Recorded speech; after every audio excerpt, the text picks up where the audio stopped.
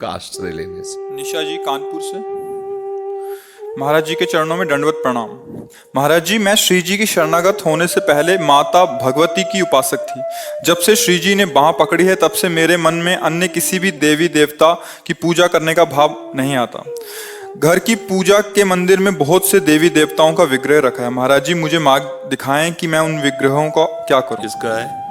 हाँ, प्रायः लोक में उपासना ऐसी ही होती है कि सब देवी देवता सबके घरों में होते पूजा। अब ये जो वृंदावन की उपासना है, ये अनन्य प्रेम धर्म की है।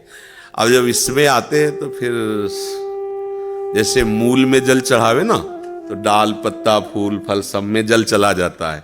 ऐसे सबके मूल प्रिया प्रीतम में प्रभु है। श्री कृष्ण गीता जी के 15वें अध्याय में भगवान ने कहा है, ऊर्ध्व मूल मदा शाखा मत्सत्थम प्राहुरभ्य, मैं सबका मूल हूँ। भगवान ही तो मूल है ना। अब यहाँ की उपासना हम जब आ गए तो सबकी उपासना हो गई। भगवान के रोम कोट में करोड़ों ब्रह्मांड वास करते हैं। ब्रह्मांड निकाया निर्मित माया, रोम रोम प्रतिवेद कहे।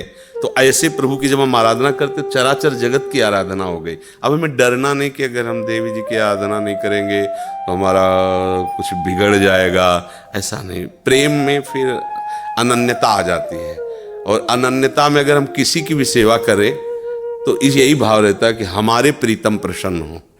अगर किसी की सेवा भी बनती तो उसका फल यही होता है कि हमारे प्रभु प्रसन्न हो जाए। और जब और अनन्यता आती है तब ये भी भाव नहीं रह जाता। हम जिसकी सेवा करते उसी को प्रीतम देखते कि मेरा प्रीतम इसमें विराजमान। तो आगे भक्ति का एक क्रम है।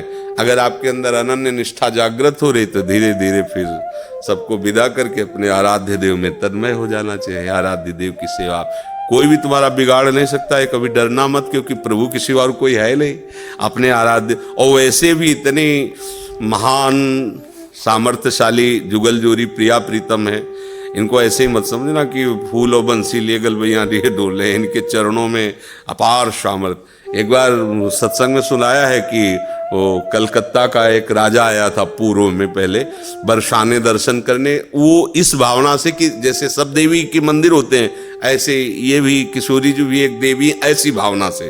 तो जाकी रही भावना जैसी प्रभु मूर्ति देखी तीन तैसी। श्री लाडली जी के दर्शन तो रास्ते में गहवर वन में साकरी खोर ऐसे छोटी छोटी गलियां हैं, उनमें एक महात्मा छाया में ऐसे गली में पड़े थे। उनके जो पार्षद थे राजा के कर्मचारी, हे हटो महात्मा। और श्री जी के ध्यान में मगन थे, उनको सुध नहीं थी।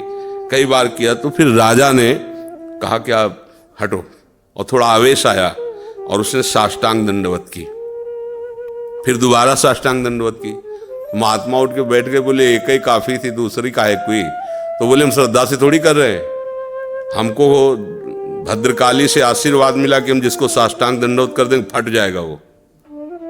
तो 2 बार तुम्हें दंडवत की, तुम आप कुछ नहीं बोले, दिन भर लगे रहो कुछ लेकर पाओगे। बोले क्यों? बोले हम ऐसी देवी की उपासना करते जहां तुम्हारी देवी को सोहनी लगाने का भी सौभाग्य नहीं है। ये निकुंजेश्वरी महारानी सी किशोरी जो है, बोले जाओ देखना। तो देखा तो महल की सीढ़ियों में सब आद्या शक्ति हाथ जोड़े खड़ी। श्री जी के ही अंश से सब प्रकट है, लाडली जी के ही अंश से सब शक्तियां प्रकट है। तो ऐसा भी नहीं कि कोई देवी देवता या कोई भी आपका बाल बांका कर सकता है। प्रिया प्रीतम की उपासना मतलब सबकी उपासना। और ये डरो मत कि कोई भी तुम्हारा अमंगल कर सकता है। जहां राधा वहां कोई बाधा स्पर्श ही नहीं कर सकती है। निशी गर्ग जी गाजियाबाद से।